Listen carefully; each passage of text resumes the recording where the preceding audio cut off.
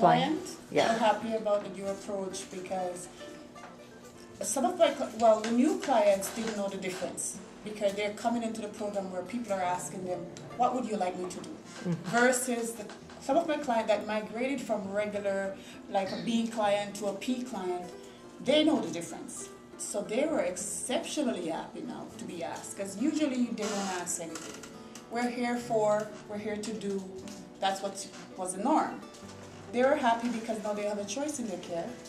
Not only a choice in their care, but people are really showing care and concern about what they These want. questions. Oh, yes, it has. It makes me happy to know that what I did for them, at the end of my shift, they really do appreciate. Even if what I told one of my clients, I said, even if I have to stay 5-10 minutes over, because all my schedule is, and I think people the PSWs who have a palliative client, they should have that a little, more than the half an hour, because sometimes you go to a client, it's the extra that makes them really appreciate you. It's not what you do for them every day. They do appreciate that, but it's just the extra that they can't really do, and you can do for them. To me, that's what makes them happy and makes me very happy at the end of the day.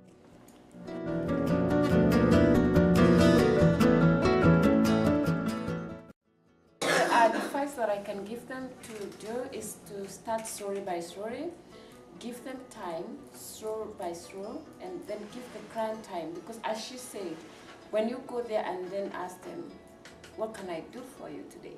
They're like, are you not a professional? You didn't know what you were coming to do when you come? You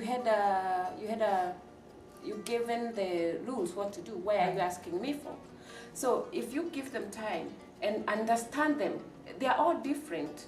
Even though you go to the client the same over and over, they are all different and they like to be treated different. If you really know what kind of client she is, she likes this way, she loves this way, you get through it. Then what I would like to tell them is to start slow. And when you just go knock the door, good morning or good evening, don't just ask, what would you like me to do to you today? And some people fold the hands when they are on the door, and then they are like, what would you like me to do today? So they get like, what's wrong with her? Like she doesn't know what she came to do. So give them time, adjust, take off your jacket, try to maneuver, sign in, and then start open an edit question like how have you been? Then when she get into the momentum, then you can ask. It's not only my palliative clients I ask the question, I ask all clients. So it's consistency. Then you know that you're familiar with asking each client that, so it comes natural. If you have 10-15 minutes before you leave, is there anything I can do for you? So for me, it goes not to the palliative, but all my clients. So I'm pretty much comfortable in addressing anything they need to get done before I leave. Okay, that's good And advice. relaying So any get used to information. doing it by doing it with everyone. Yes, that's my You have policy. to ask them, Excellent. what can I do for you today? Also remember to ask them whether they had something to eat. Did you had a good sleep? Because sometimes they had pain, they haven't slept the whole night. They woke up the morning, they are shaking, they didn't have anything to eat, any breakfast. But you understand them and you know how they slept. You know whether they had food, whether they didn't, whether they took their medication, whether they didn't. Did you took your, if you don't ask, you'll never know. Sometimes they won't tell you.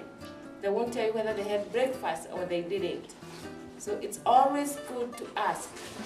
And ask a lot of questions which related to your, don't go overboard. Ask what is related to your work.